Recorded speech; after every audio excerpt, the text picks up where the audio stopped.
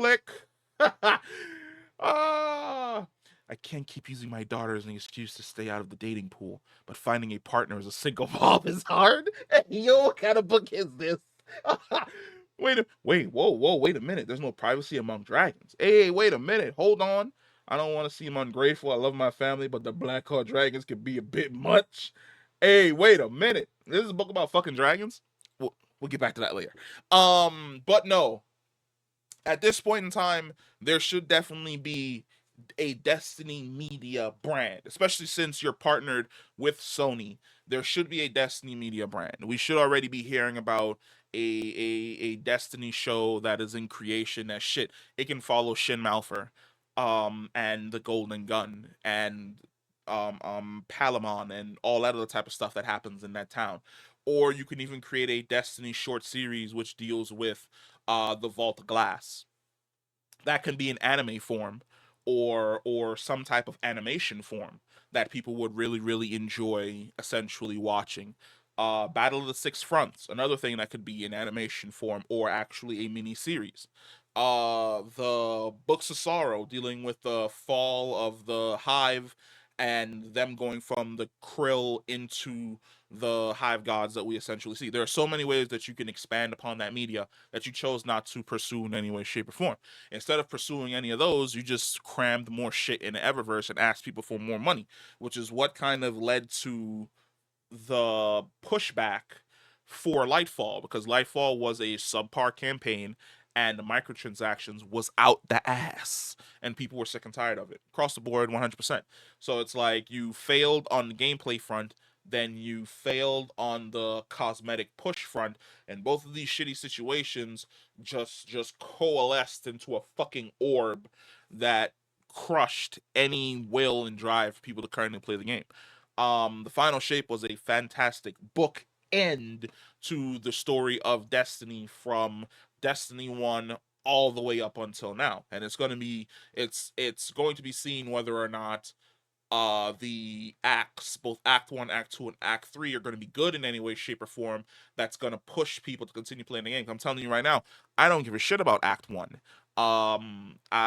There's probably like one weapon that I want to grind, which is the rocket pistol solar sidearm from the event. I have the other two that I really want. I don't care about the current story. I don't care about any of the other stuff that's going on. Essentially, I haven't logged in to play Destiny in like 3 weeks. Since Act 2 essentially started, I haven't logged in to play in any way, shape, or form because I just don't care. And that's going to be another wall and hurdle they're going to have to get over, which is the burnout of people who just don't care anymore, and they're seeing all of the negative news and they're like, why would I ever come back? Especially since right now you have a game that doesn't do anything great in the form of the First Descendant, but at the exact same time, it's something new and it actually scratches that itch of grinding for weapons and mods and parts to create, you know, something if you're chasing that free to play white whale. But all we can do is basically sit down, sit back, and watch the situation unfold.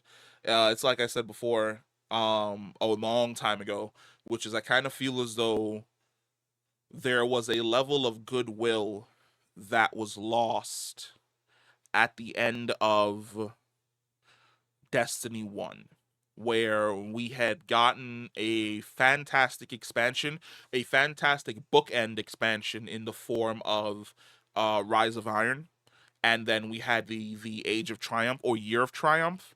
And both of those things were so fantastic and so great and got people to log in and play every single day.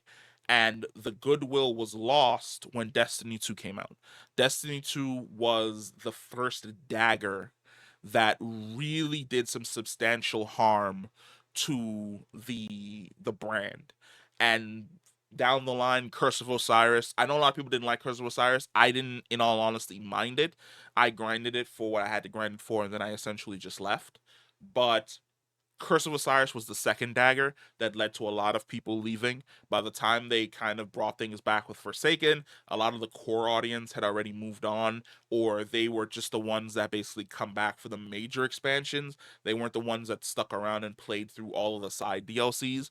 And then, of course, there's the Final Shape, where the Final Shape isn't the last dagger in Destiny's chest, but Lightfall was definitely a massive fucking claymore to the player base, where it was so poorly received and so poorly designed that it really did push people away to the point that they didn't feel like coming back. And it really took friends and then what they saw for themselves in regards to the Final Shape for them to be hype enough to come back. But them returning was never a return that was going to be, oh, I'm here forever. It was, hey, I'm just here to finish this story that I started 10 years ago when I was like a teenager, and then I'm fucking done. And those people have moved on and they've left as well, but only time will tell. Only time will, in all honesty, tell whether or not, because we're gonna save that dragon book for later. Because if we were to go to, let's go to Steam charts. Let's see how Destiny has been doing. You want to know something super funny? If they wanted to make some money, they could launch Destiny 1 on Steam, and there would probably be a giant amount of people that would go and play Destiny 1. I know for one thing, if they launched Destiny 1 on Steam, I'd probably go back and play Destiny 1. I probably wouldn't play Destiny 2 again. Um yeah, no. Like I said, one final shape was in June.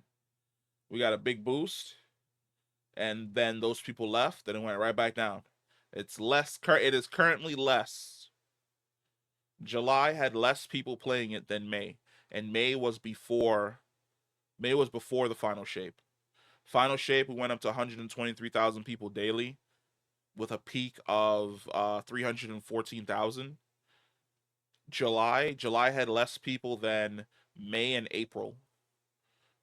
And then the true pits of the game was in February when there really wasn't anything going on in any way, shape, or form. I think February was when we had the least amount of people ever playing the game. Yeah. February was when we had the least amount of people ever playing the game. So who knows? Is Destiny bound for a bounce back? Probably fucking not. This situation doesn't help in any way, shape, or form. It's more or less a whole lot of corporate speak for why we have to let a bunch of people go because we mismanaged our fucking money and we overestimated ourselves. But hey, all like I said, all we can do is just sit back and watch and see exactly where the wind chooses to take us. Let me know what you guys think about this whole Destiny situation. Comment down below. Let me know, and I'll catch you in the next one. Peace.